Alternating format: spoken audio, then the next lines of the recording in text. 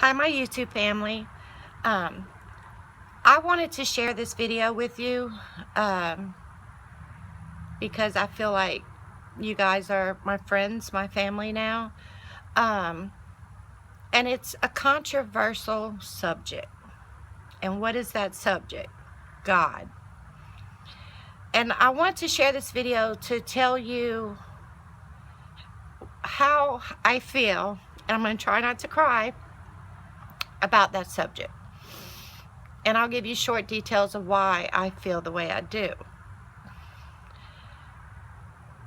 I grew up in a lot of different foster homes, a lot. And a lot of them were bad. They weren't good foster homes. And a lot of them went to church. They proclaimed to be Christians. You know that word, I'm a Christian, so, you know, whatever I do, it's okay and it's all right. And they claim to be Christians. But growing up like that and growing up in different churches, Baptist churches, Pentecostal churches, non-denominational churches, Catholic churches, I grew up as a child you know, I knew what they all taught, and I knew they taught about God, but I also saw how these people that called themselves Christians lived and how they treated us. And you know, I wanted to believe because I was conditioned to believe what they believed, but inside, I always questioned, well, if God is real, why does he let all these bad things happen? Why does he let little children get hurt? Why do people die of cancer? You know, on and on and on. So I tried to live, you know, the Christian life, or tried to be good enough for God to love me. And then I got to a point in my life where I felt like, well, he must not love me. I mean, look at my life. I was unhappy. I was being abused physically, mentally. I never felt wanted. Never. And then I also grew up reading Cinderella, and I thought one day my Prince Charming would come. I would have my own family, live happily ever after. You know, I believed in the fairy tale, and that's kind of how I viewed God after a while, that it was a fairy tale. It was man made up. It wasn't real. Because if there was a real God, how could he let all these horrible things happen?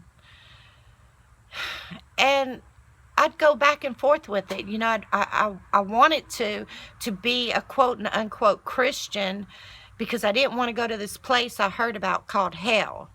So, and then I went to a place where it was, well, I'm gonna believe because that's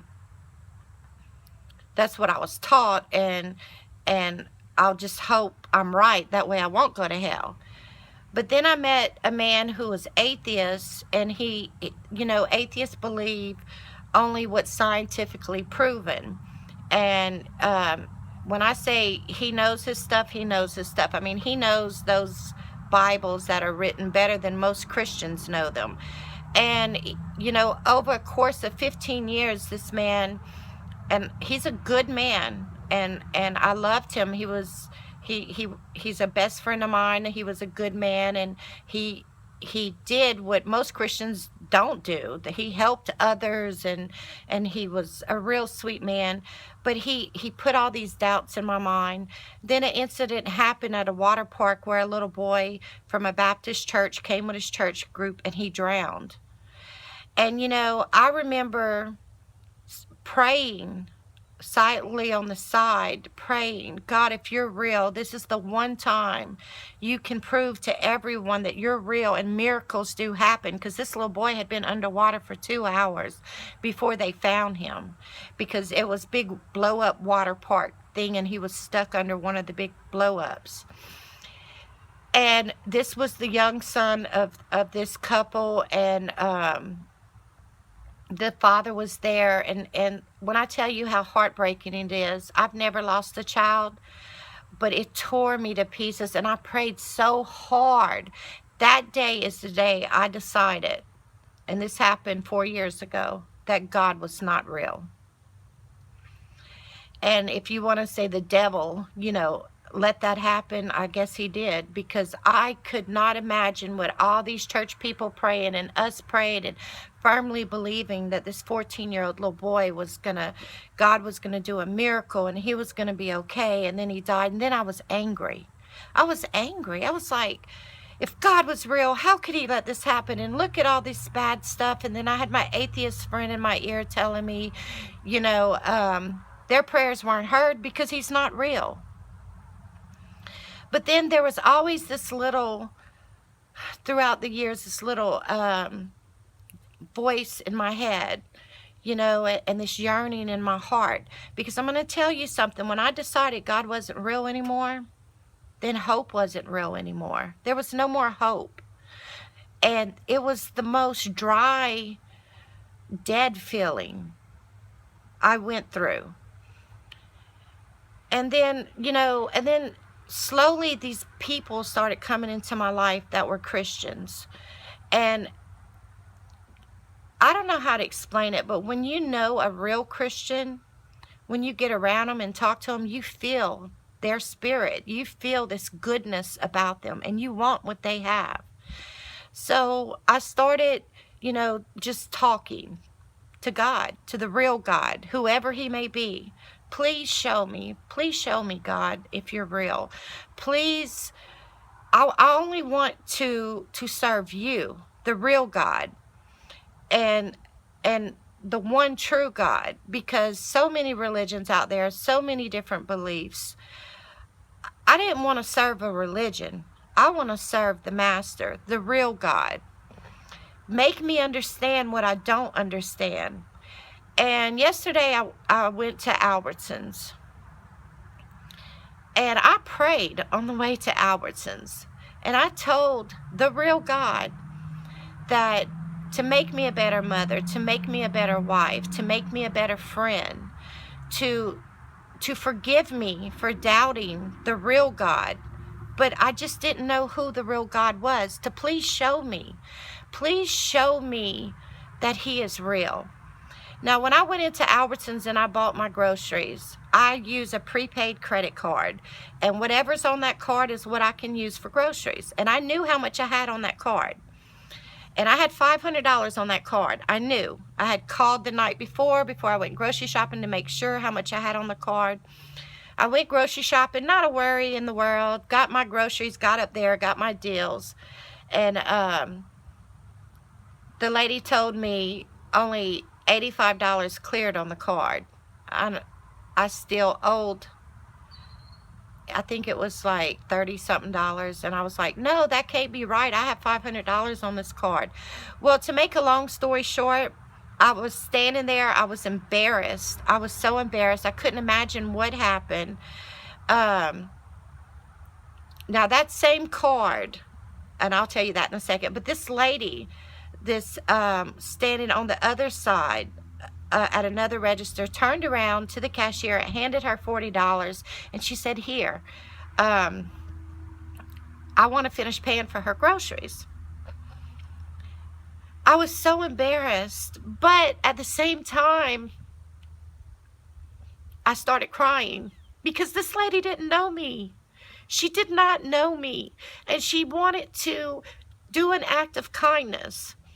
So I thanked her, and I thanked her, went outside, called my credit card company to see what was going on. I found out what happened, and I'll share that with you at the end. And but the lady happened to be parked next to me, and I thanked her again when she was putting her groceries in the car, and she said, just pay it forward. I've been there. This happened to me once before. And at that moment, and she said, I don't know why I came to this Albertsons. I live in Jones Creek, and I never come here, but for some reason I came. And when she said that, I knew that God sent this woman there not to pay for my groceries, but in that act, it showed me that God was showing me He is real. He is real in everything that you do. He is there. And I just can't describe to you. I have been watching this lady's channel, Found in Alaska, for a while now, and she's one of my favorite YouTubers. And for some reason, every time she'd show scripture in the Bible from her dad's church, you know, I would want to read it, and I'd want to listen, and I would always feel God's presence in her. And these are just little ways I'm showing you that God was telling me, Sarah, I'm real. I'm real. And then today I watched her channel, and she gave a testimony about things that happened that God was showing her that He was real. And I just started crying. And what came to me was 2 words: I am. In the Bible, God says, I am. And those words were so, I just wanted to share it with you. I am. Read the Bible.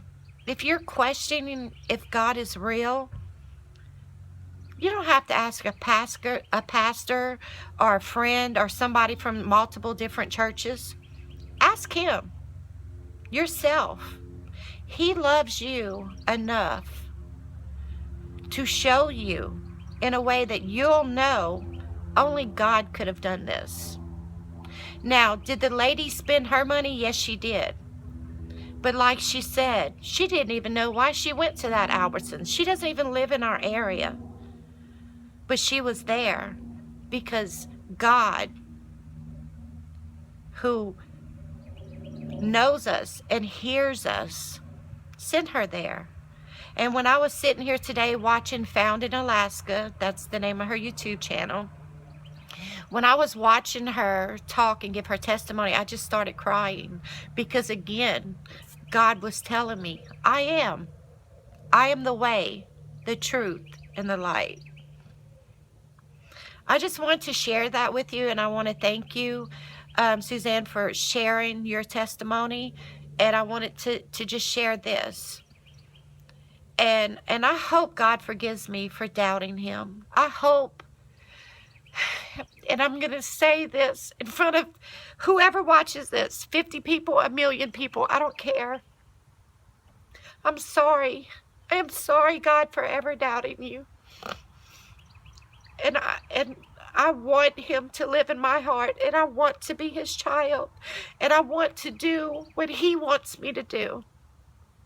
And I want to thank you, my friend from Found in Alaska, for not being ashamed to share your beliefs in your God, because you touched my life, and I wanted to share that. I had been crying out to God to show me that He was real, and through you and through this action that happened at Albertsons, God showed me. He knew my heart. My heart was crying out for Him, for answers for Him, and He gave me those answers, and I want to say thank you. And if anyone out there is doubting, you don't have to take my word. I know how you feel with the doubts. I just challenge you to talk to Him, to tell Him what's on your heart, and let Him show you. Only God can show you that He's real. Thank you for watching, and please like, leave a comment, and subscribe, and I'll talk to you later. Bye.